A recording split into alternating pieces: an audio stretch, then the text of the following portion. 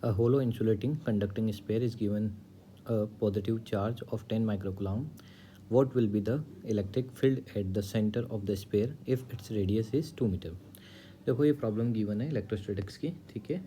तो यहाँ पर हमें इस प्रॉब्लम में ये बोला गया है कि जो है होलो इंसुलेटिंग कंडक्टिंग स्पेयर है, ठीक है, जिसपे तो ये होलो अगर है तो यहाँ से तो डायरेक्टली क्लियर है कि अगर स्पेयर हमारे पास होलो है तो इस पर चार्ज जो है वो कहाँ पर रहेगा, सरफेस पे ही रहेगा। इसमें चार्ज डिस्ट्रीब्यूशन कहाँ रहेगा, सरफेस पे रहेगा। तो यहाँ पर इसके सेंटर पे जो इलेक्ट्रिक फील्ड है वो कितना हो जाएगा, ज़ीरो हो जाएगा।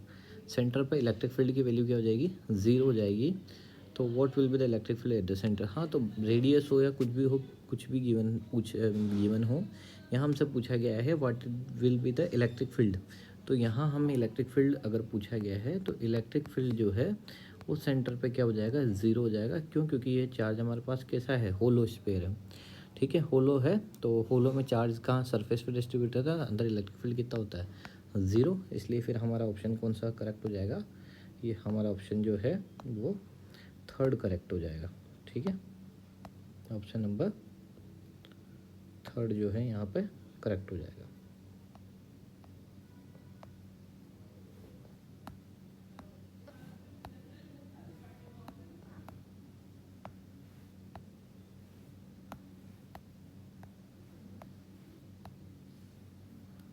ओके, पढ़ते हैं नेक्स्ट क्वेश्चन की तरफ। नेक्स्ट क्वेश्चन है हमारे पास क्वेश्चन नंबर 33 में हमसे ये बोला गया है electric field at centre O of semi circle of radius a having linear charge density lambda is given as. ध्यान से सुना, ये हमारे पास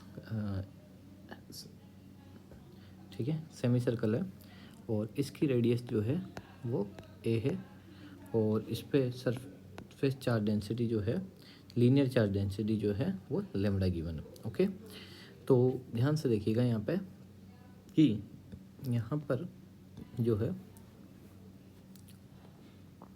ये डायरेक्टली फॉर्मूला बेस्ड क्वेश्चन है और जब भी कभी हमें इस तरीके से क्वेश्चन दिया हुआ है तो यहाँ पर लीनियर चार्ज डेंसिटी हम जानते हैं, इलेक्ट्रिक फील्ड निकालना अपने को।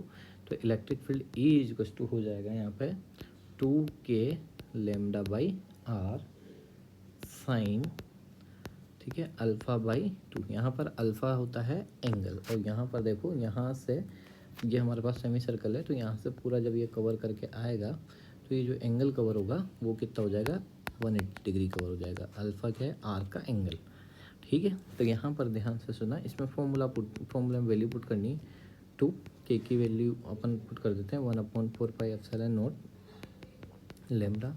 आर रेडियस की जगह हमें ए गिवन है, यहाँ पर साइन अल्फ़ा की जगह 180/2। तो यहाँ पर ये हो जाएगा यहाँ पर जो है 2 से 4 2 टाइम्स कैंसिल आउट हो जाएगा। तो यहाँ पर हो जाएगा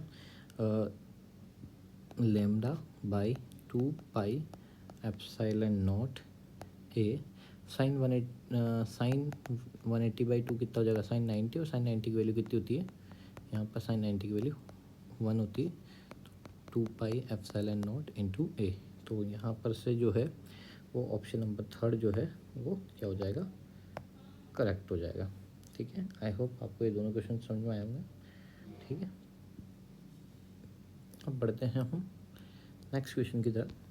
नेक्स्ट क्वेश्चन जो है क्वेश्चन नंबर 34।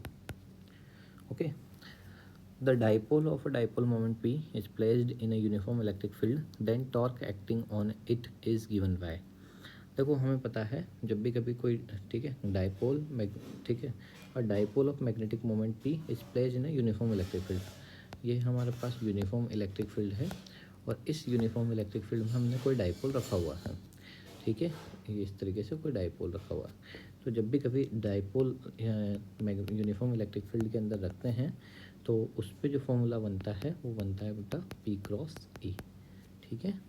क्या बनता है, P क्रॉस E, ये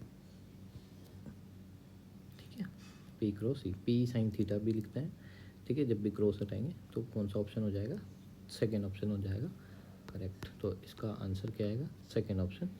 ओके, आई होप आपको ये क्वेश्चन समझ में आया होगा। बढ़ते हैं नेक्स्ट क्वेश्चन की तरफ। Question number 35।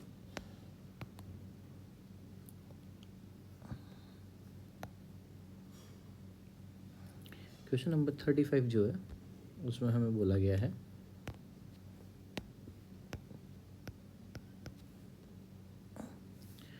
charge q is located at the center of a cube. The electric flux through any phase of the cube is। देखो हमारे पास कोई ये क्यूब है,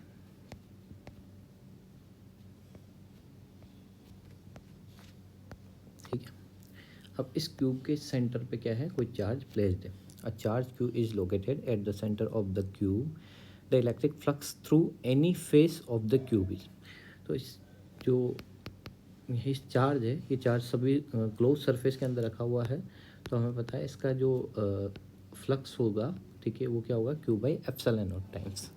ओके, अब मेरी बात सुना, यहाँ हमसे पूछा गया है, ठीक है, the electric flux through any phase, any मतलब वन फेज, ठीक है। तो अभी हमारे पास जो है ये कितने फेजेस से निकल रहा है, ठीक है, ये जो है वो 6 फेज से निकल रहा है। तो यहाँ से charge electric flux through any phase, तो यहाँ पर जब भी कभी हमें एनी फेज मतलब किसी एक फेज से निकालनी है तो ये हो जाएगा 1/6 times of Q by epsilon not. क्यों ऐसा होगा, क्योंकि यहाँ पर ध्यान दे देना 1 2 3 4, एक फ्रंट और एक बैक, ये फ्रंट वाली हो जाएगी और ये बैक वाली हो जाएगी, ऐसे 6 फेजेस हो रही है। तो यहाँ पर 1 एनी फेज से निकल रहा था, तो Q by 1/6 into Q by epsilon. देखो ऑप्शन दिखने पे हमें ऐसा कोई ऑप्शन दिख नहीं रहा है, पर ध्यान से अगर देखो तो इस सेकंड वाले ऑप्शंस को ध्यान से देखो आप, ठीक है। इससे क्या होगा, 4 पाई से 4 पाई कैंसिल आउट हो जाएगा, तो यहाँ पर ये बनेगा Q/6 एप्सिलॉन नॉट, ठीक है।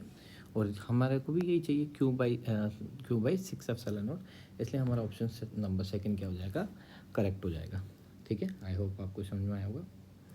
बढ़ते हैं नेक्स्ट क्वेश्चन, क्वेश्चन नंबर 36 की तरफ। क्वेश्चन नंबर 36 में बोला गया square surface of side L meter in the plane of the paper is placed in a uniform electric field E acting along the same plane at an angle theta with the horizontal side of the square as shown in the figure. The electric flux linked to the surface in units of volt into meter is। देखो हमारे पास क्या है कि ये हमारे को कोई surface given है, ठीक है, और यहाँ पर जो है ये स्क्वायर सरफेस है, ठीक है, ये किसी प्लेन ऑफ पेपर, ठीक है, metre in the plane of the paper is placed in a uniform electric field, ठीक है। यहाँ पर इस पे जो ये है, ये इलेक्ट्रिक फील्ड लाइंस इस तरीके से क्या कर रही है, पास कर रही है, ओके। और यहाँ पर हमें ये गिवन है कि ये एंगल जो है वो थीटा गिवन है, ओके। हमसे पूछा गया the electric flux link with the surface to the surface. तो यहाँ पर हम जानते हैं इलेक्ट्रिक फ्लक्स का फॉर्मूला क्या होता है, फाई इक्वल टू होता है E.A, ठीक है। E.A बोल दो, या फिर इसी को बोल सकते हो E.A कोस थीटा। यहाँ पर थीटा किस किस के बीच का एंगल होता है, इलेक्ट्रिक फील्ड और एरिया वेक्टर का। अब ध्यान से देखना, अगर ये इलेक्ट्रिक फील्ड इस तरीके से जा रही है, ठीक है, और ये प्लेन ऑफ पेपर ऐसे रखा हुआ है, तो इस पर जो मतलब एरिया वेक्टर रहेगा या तो इनवर्ड साइड रहेगा या आउटवर्ड साइड रहेगा। मतलब या तो अगर इसको x, इसको y और इस वाली डायरेक्शन को z कंसिडर करते हो तो या तो पॉजिटिव z या नेगेटिव z।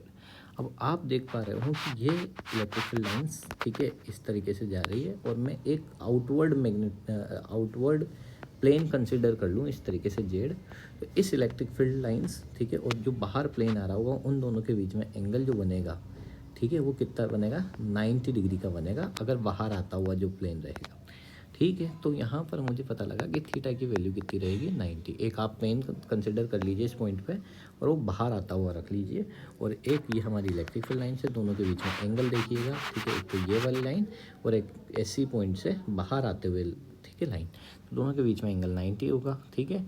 और यहाँ पर कोस 90 की वैल्यू कितनी हो जाती है, 0, तो यहाँ पर E.A, तो ये कोस 90 की वैल्यू कितनी हो जाएगी, कोस 90 की वैल्यू क्या होती है, 0, तो पूरी टर्म 0 हो जाएगी, तो फ्लक्स की वैल्यू कितनी हो जाएगी, 0, ठीक है, तो ऑप्शन नंबर फर्स्ट क्या हो जाएगा करेक्ट। आई होप आपको सभी क्वेश्चन समझ में आए होंगे। Thank you.